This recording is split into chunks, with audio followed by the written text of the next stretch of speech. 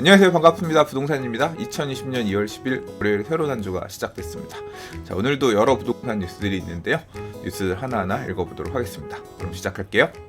자, 실수요자들이 집값을 올린 게 아니라 투기적 수요가 부동산 가격을 올리고 있다는 한국감정원의 해석이 나왔습니다.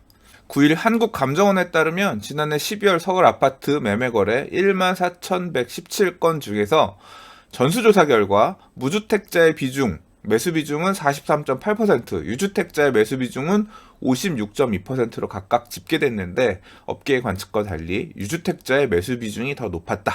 김성식 감정원 부동산 연구원장은 이번 조사 결과는 최근 서울 집값 상승세에 실거주 목적의 수요가 아닌 투자 또는 투기 수요가 큰 영향을 줬음을 뒷받침한다고 했다고 합니다.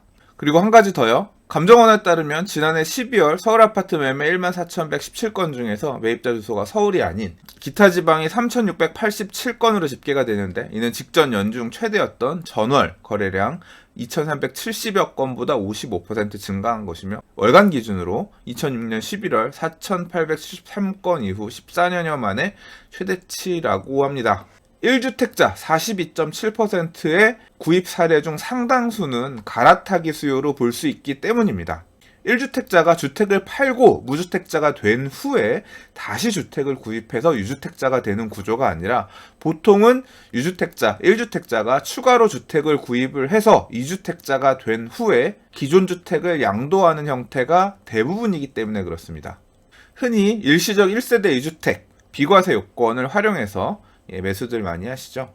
때문에 유주택자의 주택 구입 비중을 볼 때 1주택자의 비중이 42.7%에 달할 정도로 비중이 높다는 것은 오히려 다주택자들이 투기적으로 주택을 구입하지 않았다는 반증일 수도 있다는 의견입니다.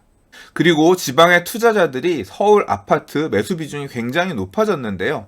7.1%, 6.4%에 해당하는 2주택, 3주택 이상의 주택 구입자 중에서 지방의 투자자들의 비중도 함께 공개했으면 좋겠습니다.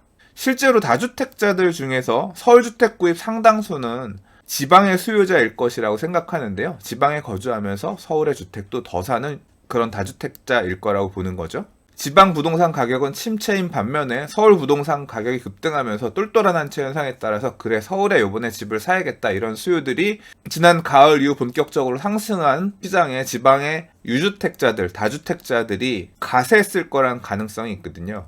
한국감정원의 자료 공개에는 굉장히 감사하나 지금 이 해석에는 다소 동의할 수 없는 부분이 많이 있네요.